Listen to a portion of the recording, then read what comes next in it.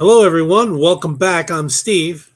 And I'm Scott. And together, we're Backyard Musings, broadcasting live, Apple Valley, People's Republic of California. And as you can tell from our backdrop, we are in the backyard. Yes. And we're talking about another great story. This is a good story. This is a feel-good story. Yeah.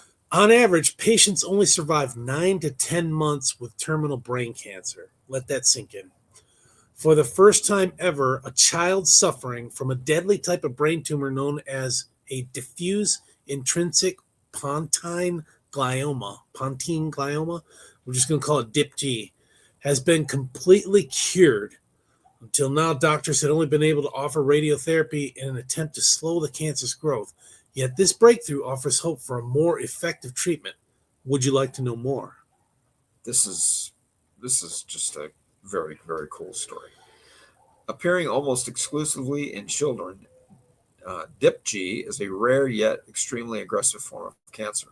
Unfortunately, due to the position of the tumor within the brainstem, surgery to remove the cancer is not possible, and the average survival time is only 9 to 10 months. Lucas from Belgium was 6 years old when he was diagnosed with the illness. Desperately seeking help, his parents took him to France, where he was enrolled in the Biological Medicine for DIPG Eradication, BioMed study. Okay. Initiated in 2014, BioMed compared the effectiveness of 3 different cancer drugs: erlotinib, I guess, yeah. everolimus. How do they make up these words, man? And dasatinib. Crucially, however, researchers first extracted a tiny fragment of each patient's tumor using a needle in order to conduct a biopsy and analyze the molecular profile of each individual cancer. Now they just think about that. A needle going through your skull into your brain to the stem, and it's not like you've got x-ray vision where you can see where to go. I think I've got to go 20 millimeters, and what if you miss the mark? I think I got to go right here. It's like drilling a well, right? If you miss the mark and you hit rock, you can't just say, "Oh, well, we'll just bend it a little bit." You gotta, unless there's a sonogram going on at the same time where you can look and see the mass. Just think about it. This is like specialized. All right, this enabled doctors to assign the most suitable medication according to the biopsy results of each patient.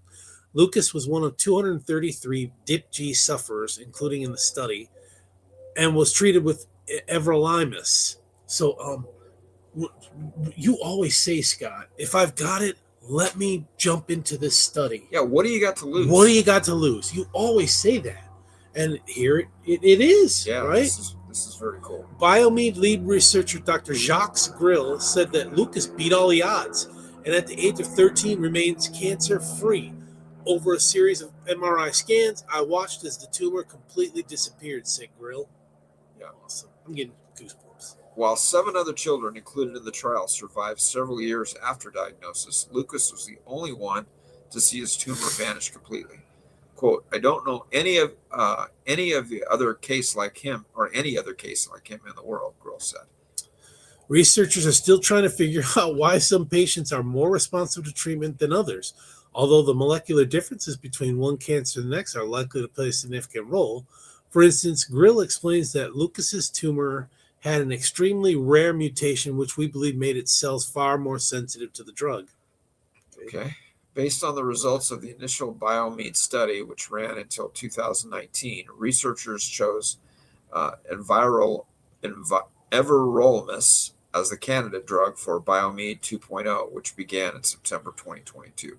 Scientists are also attempting to create bundles of cells known as cancer organoids, which mirror the genetic abnormalities of patients' tumors. If the team can successfully reproduce the properties seen in Lucas's DIPG, then they may be able to use these lab-grown cells to test new drugs. However, as exciting as this may seem, Grill says that an effective treatment for the illness is still a long way off, as medications have a lengthy pipeline from conception to widespread use. Yeah, what is that? Just again, you're talking about a life-ending illness here.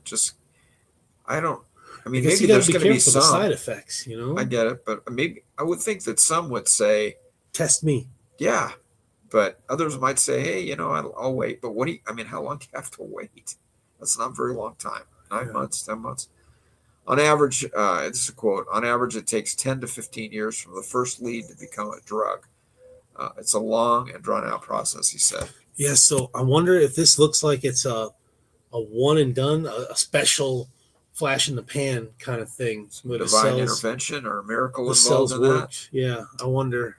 I don't know, but let's hope not. Let's hope that this can move forward and just eradicate this DIPG. It is, yeah. It's just a nasty thing. I mean, any kind of cancer for that matter. But yeah, your cells cancer, eating pancreatic cancer, itself.